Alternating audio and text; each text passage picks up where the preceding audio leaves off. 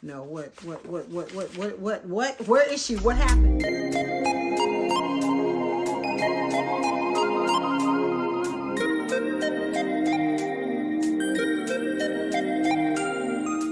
Hello and welcome to Tracy Momey Reads. I'm back again with another book review. So today I am going to be talking about the book Local Woman Missing by Mary Kubica. I am so sorry. I don't know how to pronounce her name. But the book is called Local Woman Missing.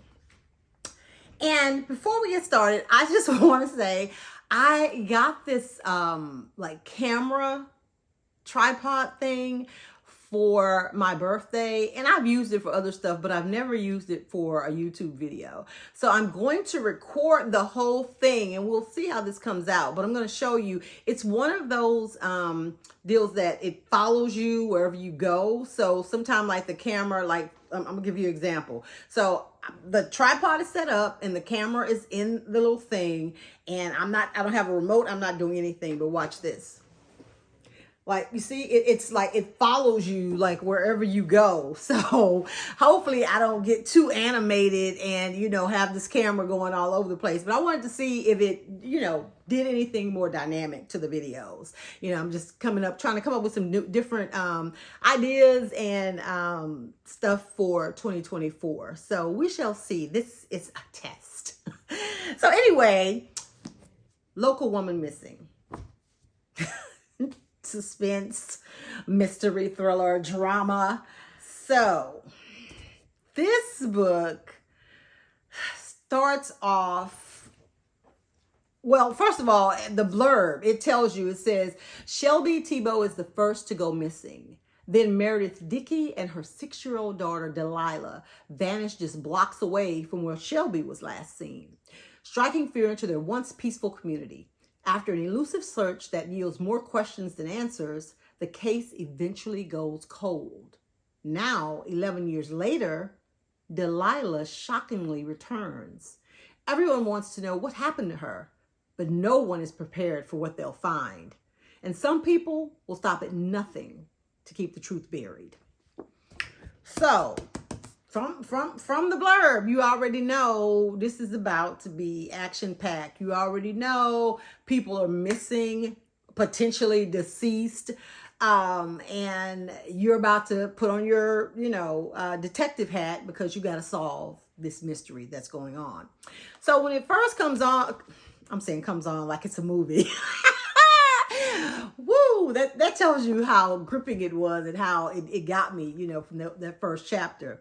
As the book, the book blurb says, when it first opens, the woman, Shelby Thibault, she's been at home with her daughter all day, like she has a newborn. And when her husband comes home, even though it's late, she has been with this baby all day and she needs to get out and get some fresh air. So she's going to go for a run, after the sun is going down. And we learned that, she's not necessarily going for a run. She's going for a run, all right. A rendezvous. That's the kind of run she's going on. But she's going to meet somebody, but she doesn't make it. So the way that the chapter ends, you don't know what happens to her because she's like tying her shoe and there's a car coming and she feels like somebody's following her. That's all we get, right? So then it jumps to, because that's in the past, right? Because that happened 11 years ago, according to the book blurb, right? So then we jump 11 years, which is technically the present, right? And let me tell you something. The way that this author wrote about in detail this child that had basically been in captivity, that was the hardest part of this book for me. That, like reading that chapter, like Delilah's chapter, where we learn what has been her fate, for the last 11 years, right? That was a hard chapter to read, but also necessary because as a reader, you know, it kind of enrages you and you're like, what the hell? And you're like rooting for Delilah as she finally has had enough and she wants to, she's willing to die to get out of there, you know, and she's even asking herself, why didn't she try this sooner, and those type of things.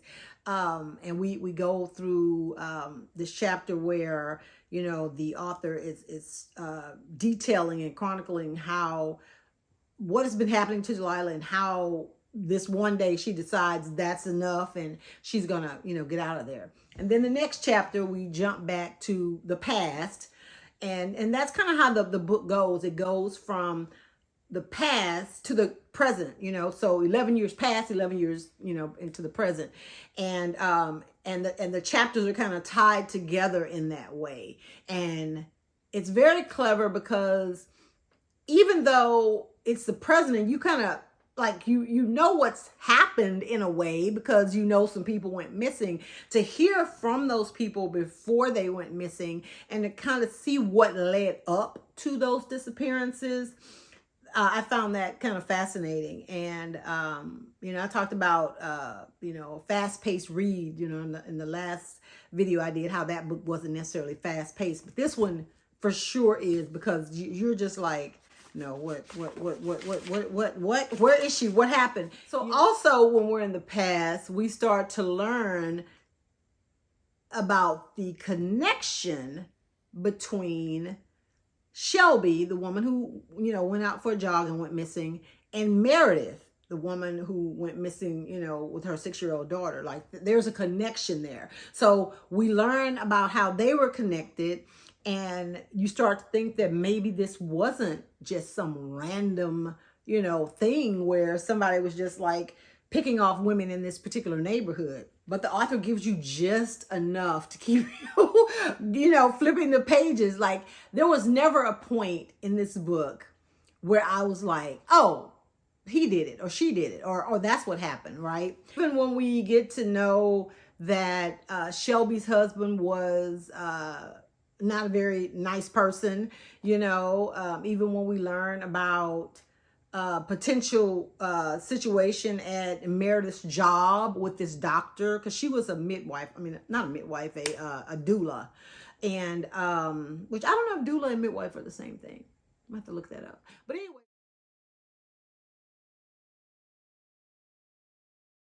But anyway, that's what she did, right?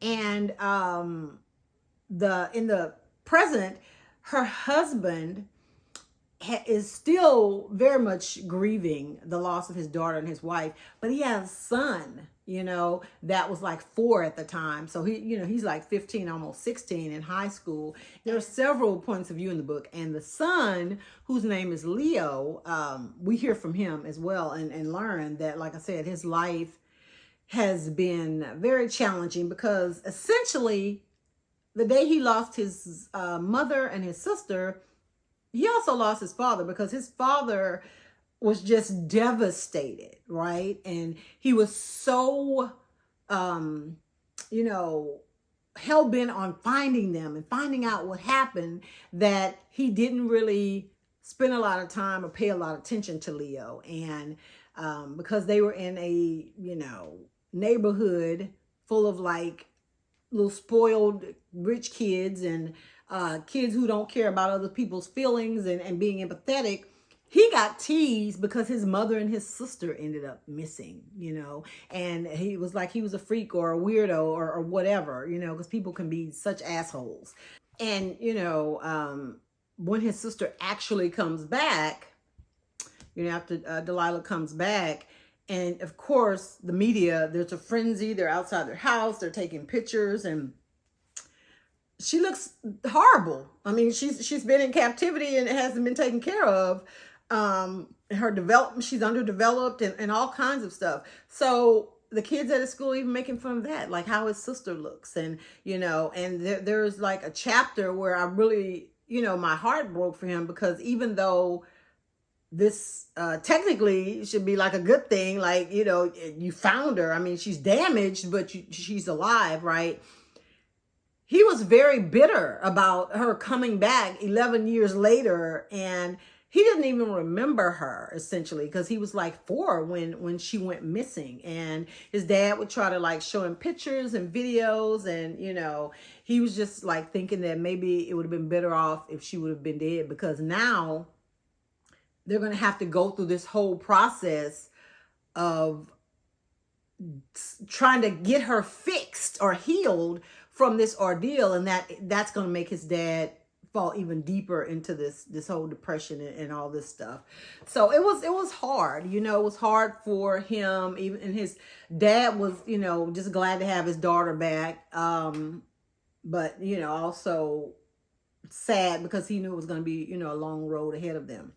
So you would think that, okay, so Delilah's back. We're going to stay in the present, and we're going to, maybe get some information from her about her captors, or we're going to kind of learn what happened. No, there was still the back and forth, the past tense, and Meredith, we would hear from her side of the story as to what was going on, and when Delilah was a kid, and all this stuff, and then coming back to the present. And that's when you start to realize that nothing is as it seems, right? Like, is this even really Delilah? Is this even Delilah that they brought back into the house, right? And was Shelby, Tebow's husband, the asshole that, he was painted to be? Because in the present, he had been accused of her murder because they ended up finding a body, right? And it did belong to Shelby, spoiler. But the events surrounding her death, like they all they could say is, it looks like somebody killed her and it has to be the husband, right? That like there wasn't too much of an investigation beyond that, because they wanted to get that case closed, because I think they didn't want the community of these affluent people in an uproar about the potential that it could have been somebody else and that they're still in danger, right? So and the thing about Delilah is just certain things weren't matching up, with the timeline, the certain things about her appearance weren't lining up. So maybe it wasn't Delilah. Maybe the husband didn't kill his wife. And that is the part where you kind of start to go as a reader, well, wait a minute now, because I would have accepted that. That made sense. So now I'm like, whatever she comes up with and whoever she makes the killer, it better tie in, and it better make a whole lot of sense, right? And throughout, we were giving all these, red herrings, because there was a situation with the next door neighbor who had found out something about her husband and Meredith. There was this doctor who, like I said, worked with Meredith, who had a malpractice suit going. Then there was like, the bitterness of like Leo, this angst-ridden, teenage boy. It was so many people that you thought, oh, maybe it could be that person, or even like the husband in the end, you know what I mean? Like the husband, Meredith's husband, who had been essentially mourning and grieving, since they had gone missing. But it could have been argued that maybe he was mourning his daughter and not necessarily his wife, right? So, like I said, I would have accepted any of those people as the patsy if you tried to tell me and you had it worked out logically that this is who did it. Because when we get to the chapter of how Shelby's death and Meredith's disappearance and her daughter Delilah, how all of their things are connected, I was surprised as hell. Okay, it was a good twist. However, it was just weird, because the person who it ended up being, like, I never would have like thought it was that person. There was never like anything. There wasn't like, oh, yeah, that person might be a little crazy because they said or did XYZ, even if they did it one time, There was never like anything. And usually, I cannot stand books like that. Usually I cannot, because I feel like the author just pulled something out of their ass. They're just like, yeah, I know all these other people are shady and they had motive, but we're just going to make it the lady that, you know, never even came outside, that sat on the porch with her cats. We're going to make it her, you know? And that, like I said, that drives me crazy. But in this instance, it made sense, and it was a twist, and it was a surprise. But I don't like, I just don't know how I feel about being duped. And maybe that's the whole entire point, because most sociopaths or psychopaths that have it in them to harm another person, usually it's the person you least expect, the person that shows no outward tendencies or reason to be, you know, for you to be suspicious of them, right? But I didn't see it coming, but I wanted to. I wanted to see it coming. And I still don't know if I've reconciled in my mind that I didn't see it coming. Because even in like for example, the one of the first books that I reviewed on the channel was The Silent Patient, right? By Alex Michaelides and or Michaelides. And when the twist came in that book, I was shocked. I mean, I closed the book and was like staring into space, like, how did I miss that? But it was there the entire time, right? Like, our attention was just diverted. And when you went back, you saw like where that connection came from and how it ended up being the person that it was. That was not the case in this book.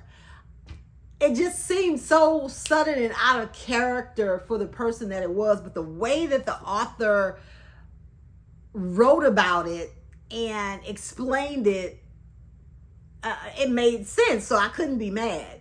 But I will say that I was a little aggravated by the ending. I'm trying not to get y'all no spoilers, but I guess like this, I don't know if this has happened in real life or not. I will just say this, you know, and do with it what you will. But I don't understand how someone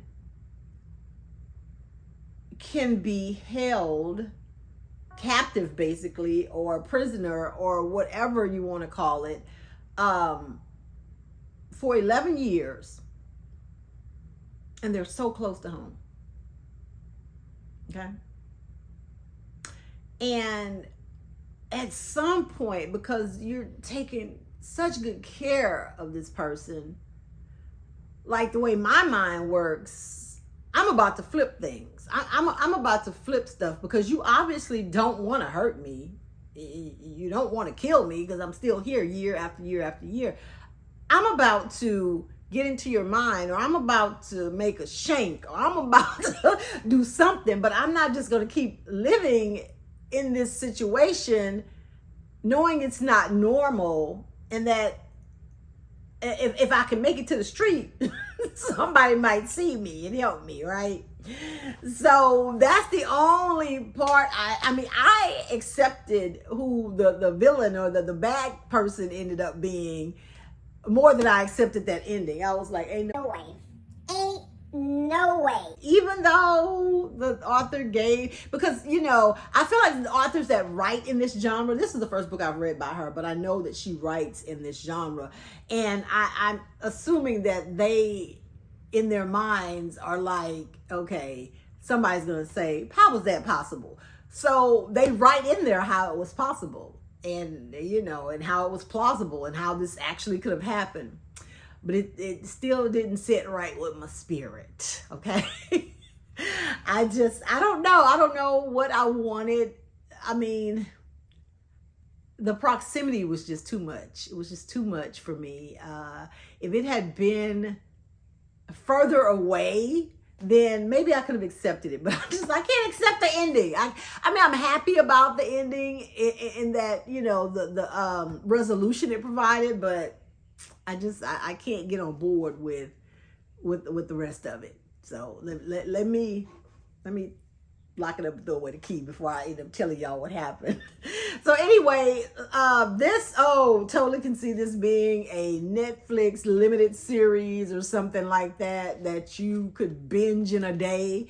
If you like books like that are suspenseful, that have a mystery element, drama, action, just the whole gamut in that whole genre, then you would really enjoy Local Woman Missing. Like I said, there is a chapter in here, a couple of chapters that are pretty hard because it deals with, you know, child endangerment, child abduction, you know, and kind of what that child went through. And it's more the psychological part of it. There's some innuendo, so there's not any like mention of actual sexual assault. I feel like it's implied, but it never, the author never says that, you know, in the chapter. But so that's going to be like a hard couple of chapters to get through if you you know, if any of that type of stuff triggers you.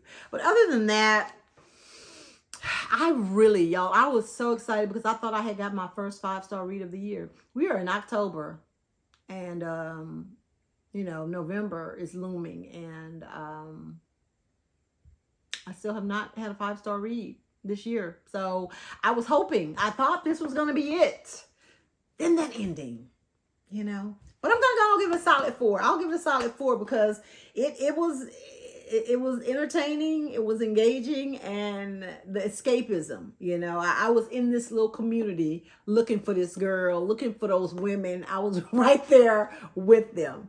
So if you ever read Local Woman Missing, I would love to know your thoughts. Let me know in the comments. And what did you think about that ending, you know, and what had happened and where the person was and all this stuff? Let me know. Make sure you like this video and go ahead and subscribe to my channel, and be sure you share this video if you have friends or family you think would enjoy it. You guys enjoy the rest of your week, and I will see you next time. Bye.